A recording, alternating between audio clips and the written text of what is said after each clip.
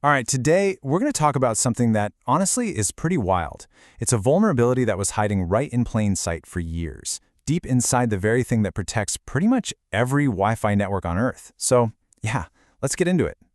You know this symbol, right? That little lock next to the Wi-Fi name? We see it all the time. It's supposed to be our universal sign for you're safe here. It means your connection is private, you can do your thing online, shop, message friends, without worrying about someone snooping. It's basically a symbol of trust. But what if that trust was, well, a little misplaced? Imagine finding out that for years, this symbol of safety had a tiny crack in it, a flaw that could let a nearby attacker right in. It's a pretty scary thought. Okay, so let's dive into what this flaw actually was. And this is the really important part. This wasn't just a bug in some router from one company or a glitch in an app. Nope, this was a weakness in the Wi-Fi standard itself. The weak spot was found in something called WPA2. Now, WPA2 is basically the security rulebook that every single device maker has to follow to keep things safe. For years, it was the gold standard. So finding a flaw in it? That's kind of like discovering a typo in the master blueprint for every bank vault in the entire world. Because WPA2 was the standard, this flaw was literally everywhere. And when I say everywhere, I am not kidding. If your device had Wi-Fi, chances are it was vulnerable. We're talking your laptop, your phone, your router, your smart TV, you name it. Apple, Google, Microsoft, all the big players, their stuff was vulnerable.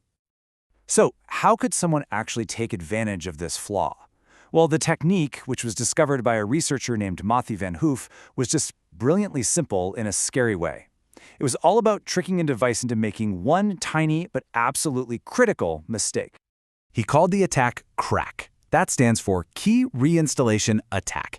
And just like the name says, the whole trick is to force a device to reinstall an encryption key that it's already using. Okay, so normally, when you connect to Wi-Fi, there's this little four-step dance called the four-way handshake. Your device and the router chat back and forth to create a brand new, fresh encryption key. But the crack attack cleverly jumps in on that third step, the one where the key is sent, and it just replays that message. It sends it again. This simple trick fools your device into reinstalling the exact same key it just got, and that is a huge security no-no. And this really gets to the heart of the problem. As the researcher Matthew Van Hoof pointed out, a security key is supposed to be a one-and-done kind of deal. You install it once, you use it once. Reinstalling it is a disaster because it resets this little security counter called a nonce. And a nonce is just a fancy word for a number that's never ever supposed to be reused with the same key. Here's a good way to think about it. A nonce is like a one-time PIN your bank texts you for a single transaction. It's secure, right? Because it only works once. Well, a crack attack basically forces your Wi-Fi to use that same one-time PIN for the next transaction too. And you can probably guess why that's a massive, massive problem. So, what's the big deal?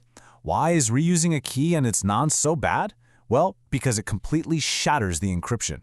All of a sudden, that secure private connection, it's not so private anymore. An attacker just sitting nearby could start decrypting your Wi-Fi traffic. And that means they could potentially grab some incredibly sensitive stuff.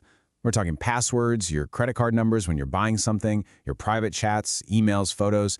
Pretty much anything you're sending over that Wi-Fi connection that isn't protected by another layer of security, like a secure website. Now, for most devices, the attack let a hacker decrypt some of the traffic.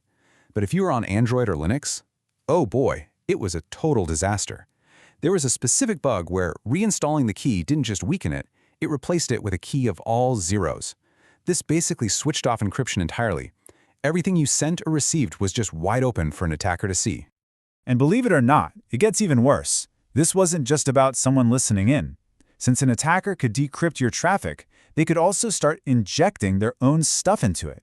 So they could slip malware, maybe even ransomware, right into the unencrypted websites you were visiting. Yikes. Okay, I know this all sounds pretty terrifying, but the good news is there was a fix. So let's get to the most important part. What did people actually have to do to make sure they were safe? When this news first hit, what do you think everyone's first reaction was? Oh my gosh, I have to change my Wi-Fi password right now. It makes sense, right? That's what you do when there's a Wi-Fi security scare. Yeah, that was totally wrong. Changing your password did absolutely nothing to protect you from a crack attack. And this is so important to understand. The attack goes after the handshake process that happens after you've already put in your password. The attacker doesn't even need to know your password to pull this off. So what was the real fix? It was all about software updates. 2 simple steps. First, you had to update all your devices, your phone, your laptop, anything that connects to Wi-Fi. And second, you had to update the firmware on your router. And here's the kicker. You really had to do both to be fully protected. A patched phone on an unpatched router? Still vulnerable. The other way around? Still vulnerable. You needed both sides of the connection to be fixed. You know, the story of crack isn't just about a broken piece of tech. It's also this incredible story of how the entire global security community came together to fix a huge problem before it turned into total chaos. See, this vulnerability wasn't just dumped on the internet one day. The researcher followed a process called responsible disclosure. Look at this timeline. He told the vendors about it months ahead of time. This gave them a chance to get patches ready before the whole world knew how the attack worked. And this was a massive, massive team effort. You had the researcher, industry groups, coordination centers, and hundreds of tech companies all working on this. I mean, these are companies that are normally fierce competitors, but in this case, they all work together behind the scenes to get patches out and protect millions and millions of people. In the end, crack was a huge wake-up call. It really showed us that even the technologies we trust the most, the standards we've relied on for years, can have these little hidden flaws just waiting to be found. And it kind of makes you wonder, right? In our super complex digital world, what else are we taking for granted?